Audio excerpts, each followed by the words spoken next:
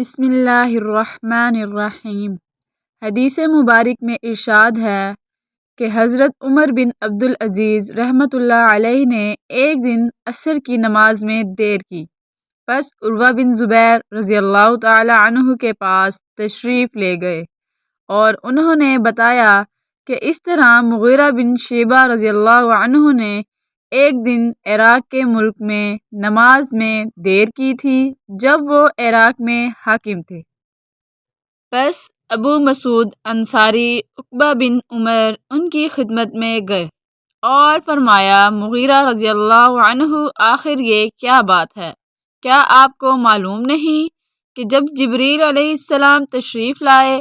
تو انہوں نے نماز پڑھی اور رسول کریم صلی اللہ علیہ وسلم نے بھی نماز پڑھی،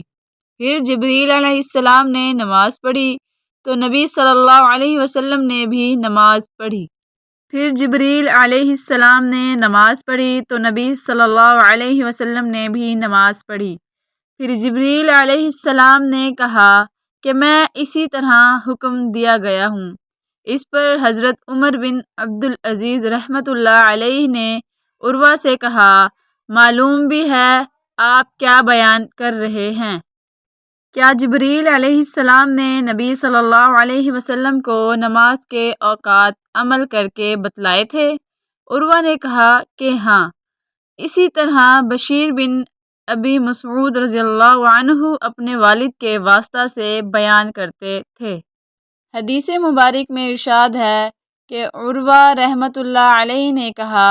کہ مجھ سے عائشہ رضی اللہ عنہا نے بیان کیا کہ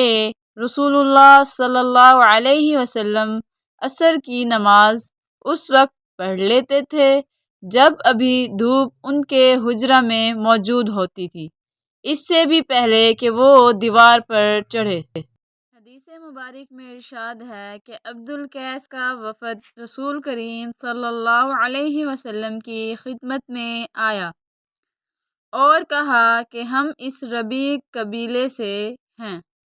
اور ہم آپ صلی اللہ علیہ وسلم کی خدمت میں صرف حرمت والے مہینوں ہی میں حاضر ہو سکتے ہیں، اس لیے آپ صلی اللہ علیہ وسلم کسی ایسی بات کا ہمیں حکم دیجئے جس سے ہم آپ صلی اللہ علیہ وسلم سے سیکھ لیں اور اپنے پیچھے رہنے والے دوسرے لوگوں کو بھی اس کی دعوت دے سکیں۔ آپ صلی اللہ علیہ وسلم نے فرمایا کہ میں تمہیں 4 چیزوں کا حکم دیتا ہوں اور 4 چیزوں سے روکتا ہوں۔ پہلے خدا پر ایمان لانے کا، پھر آپ صلی اللہ علیہ وسلم نے اس کی تفصیل بیان فرمائی کہ اس بات کی شہادت دینا کہ اللہ کے سوا کوئی معبود نہیں اور یہ کہ میں اللہ کا رسول ہوں، اور دوسرے نماز قائم کرنے کا، تیسرے زکوٰۃ دینے کا، اور چوتھے جو مال تمہیں غنیمت میں ملے اس میں سے 5واں حصہ ادا کرنے کا، اور تمہیں میں تومبڑی، حنطم، کسار اور نکیر کے استعمال سے روکتا ہوں۔ حدیث مبارک میں ارشاد ہے کہ میں نے رسول اللہ صلی اللہ علیہ وسلم کے دست مبارک پر نماز قائم کرنے، زکوٰۃ دینے اور ہر مسلمان کے ساتھ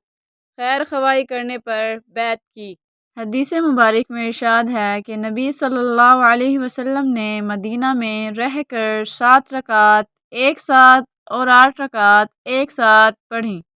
ظہر اور عصر کی 8 رکعت اور مغرب اور عشاء کی 7 رکعت۔ ایوب سختیانی نے جابر بن زید سے پوچھا، شاید برسات کا موسم رہا ہو؟ جابر بن زید نے جواب دیا کہ غالباً ایسا ہی ہوگا۔